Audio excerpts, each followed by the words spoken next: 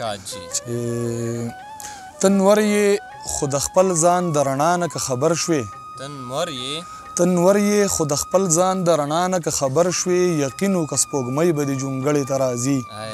پنجرې ته حاجت نشته دی چنار پکې نه حل کا د ټول کلي مرغۍ به دې جونګړې ته راځي دوه شعر به نور ویم چې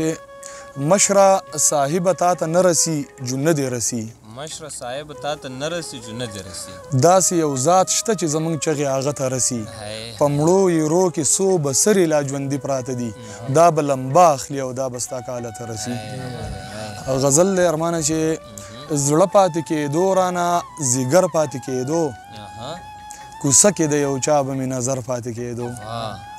زړه پاتې کېدو رانه ځیګر پاتې کېدو کوڅه کې د یو چا به مې نظر پاتې کېدو انسان ومه خدایه جو په یو دوه کې حیران وم جومات ته چې بتلمه جو ګودر پاتې کېدو انسان ومه خدایه جو په یو دوه کې حیران وم جومات ته چې بتلمه جو ګودر پاتې کېدو د روغې او د صلحې خواږه نورو خلکو یوړل زموږ په سپېره برخه کې به شر پاتې کېدو د روغې او د صلحې خواږه نورو خلکو یوړل زموږ په سپېره برخه کې به شر پاتې کېدو او خدای خبر چې مړ دی که ژوندی وي خدای دې مړ کړي دې چم کې یو چالاکه تاویزګر پاتې کېدو هغه د لوږې مړ شو تا 15 حاجونه وکړو ګاوڼ کې د حاجي صاحب څوک نهر پاتې کېدو هغه د لوږې مړ شو تا 15 حاجونه وکړو ګاوڼ کې د حاجي صاحب څوک نهر پاتې کېدو دې کرښې د ډیورن را له خدای ګزړه چولی کابل ته غوښتمه خو خیبر پاتې کېدو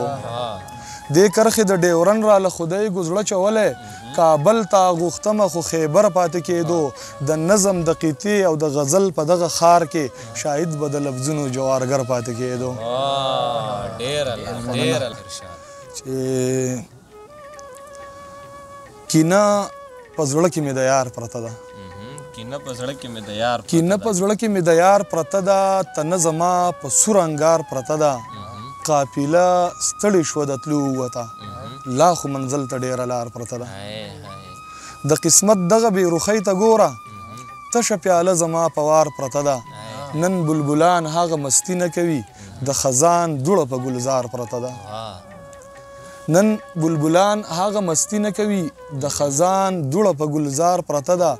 نختري زلفې د پښتو د ناوې خولۍ پرخه په رخسار پرته ده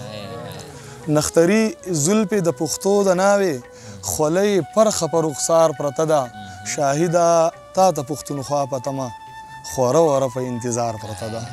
ډېره قاید صاحب ستاسو د مینې ډېره زیاته مننه کوم ستاسو د ملګرو چې موږ له مو په دې دومره مصروف وخت کې وخت راوبخو او خپل کلامونه مو موږ سره خوشحاله اوسئ ارمانه او هر وخت تابعدار انشاءالله ژوندي پروګرامونه به کېږي خدای دې وکړي چې د شاهد صاحب دغه ټول شعرونه نظمونه ستاسو خوښ شوي وي ما له راکړي اجازت په لوی الله مو سپارم د خدای په امان